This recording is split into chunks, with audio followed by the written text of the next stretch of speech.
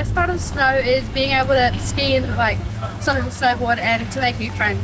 I like how you can complete lots of different activities in it, like skiing and snowboarding. We've made a few snowmen. Right now, it's ski season in Australia, and these guys are having a blast on the slopes of Falls Creek in Victoria. While Australia is not exactly known for its snow, there are quite a few places where winter sports fans can get their thrills.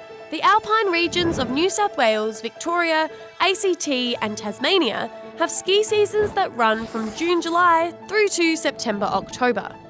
Well, that's what normally happens. But if you take a look out there at the mountains, there's a lot more greenery than usual. Certainly all alpine parts of Australia are suffering a lack of snow this winter. So whether you're in the ACT, New South Wales, Victoria, Tasmania, it's been very thin pickings. It has been snow, but much less than usual.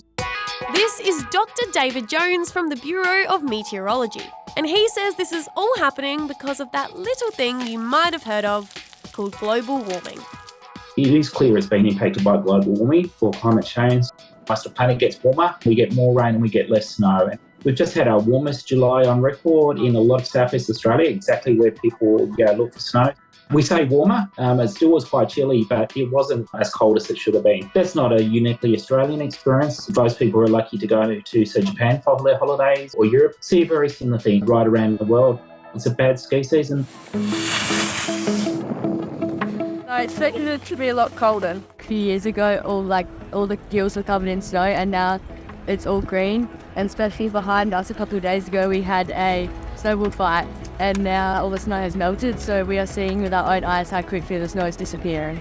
Although many of us haven't been to Falls Creek before, we don't really know what it's supposed to look like, but according to the locals, it's been a warm winter with not much snow. Scientists have been mapping snowfalls at 𝗦𝗧𝗢𝗥𝗬 in Tassie, and they show that the amount of snow has almost halved since the 1960s, and the number of snow days has followed a similar pattern.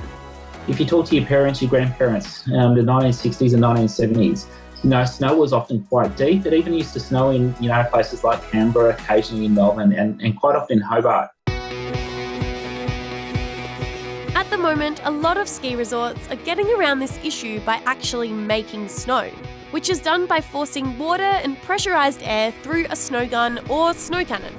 Anyone who ever goes to Buller or Mount Hoffman, Lake Mountain, they'll see them, blasting out snow on those cold nights. That's been a big change. So a year like this, if you went back before snowmaking, would be a lot worse. But Dr. Jones says while snowmaking eases the pain, it doesn't solve the problem, which is only likely to get worse. It's a long-term trend. That really is a global warming signal, and we all know that that's really about emissions, carbon dioxide. That change is going to continue. It doesn't mean we won't get snow. It doesn't mean we won't have ski season, but those great ski seasons, the things you see in the brochures, they're going to become rarer and rarer, unfortunately.